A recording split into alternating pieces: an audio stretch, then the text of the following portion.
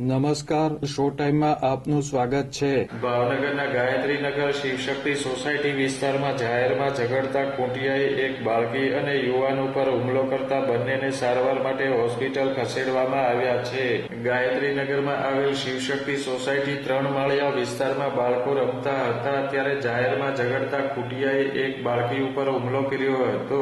બાળકીને બચાવવા માટે સોસાયટીમાં રહેતા હિતેશભાઈ નાથાણી દોડી જતા ખૂંટિયાએ હિતેશભાઈ ઉપર પણ હુમલો કરી ગંભીર ઈજા પહોંચાડી હતી. ખૂંટિયાએ કરેલા હુમલામાં ઈજાગ્રસ્ત બાળકી અને યુવાનને સારવાર માટે સર તખ્તસિંહજી હોસ્પિટલમાં દાખલ કરવામાં આવ્યા છે. આ બનાવ અંગે સ્થાનિક રહીશે માહિતી આપી હતી. હમણાં 5:30 આજુબાજુ એક ધ્રુવી કરીને નાની છોકરી રમતી હતી. ત્યાં ઘણા બધા છોકરા જનરલી સાંજે રમતા હોય છે, સવારે રમતા હોય છે. પણ અત્યારે એક ખૂંટિયાએ જબરો એને હડફેટમાં લીધો અને એની ઉપર ખૂંટિયો તૂટી પડ્યો. એમને બચાવવા માટે આપણે હિતેશભાઈ નાથાણી જે અમારા બ્લોકમાં રહે છે એ એને બચાવવા ગયા અને બચાવવા જતાં ખૂંટિયાએ હિતેશભાઈ નાથાણી ઉપર પણ હુમલો કર્યો અને હરાયો ઢોર કેમ તૂટી પડ્યો ને એને ચીરાવી ફાડી નાખ્યું, ચીરી નાખ્યું, એને હાથ પગ ઉપર ને પગ ને એ બધું માર્યું. એટલે હવે કેવું છે કે આ મ્યુનિસિપાલિટીને તંત્રએ થોડુંક આમાં સજાગ થવાની જરૂર છે. આની પહેલાં ઘણી વખત કમ્પ્લેન આપણે કરેલી છે. ત્યાં આગળ ખૂંટિયાનો ને એ બધાનો બહુ ત્રાસ છે. હું મારા રૂમમાં માથું ઓળતો હતો અને બારીમાંથી જોઈ કે બાળકને ગાય ધીક ઉપર ધીક મારતી હતી. બરાબર એને માથાની નીચે જ બાળક હતું.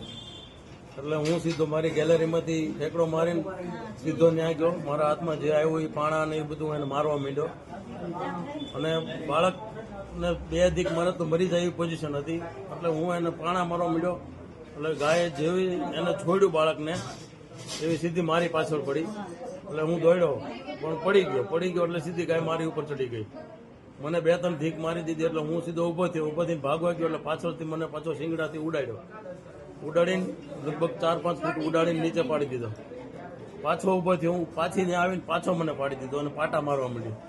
બરોબર. એટલામાં બધા આજુબાજુના માણસો દોડીને બધા એને મારવા માંડ્યા અને હું દોડતો 2-4 વખત પડતો હું 4 વ્હીલની પાછળ વહી ગયો અને ત્યાંથી હું મારા ઘર સુધી પહોંચ્યો. શહેરમાં રખડતા ઢોર માટે તંત્ર નક્કર કાર્યવાહી કરે તેવી માગણી કરવામાં આવી છે.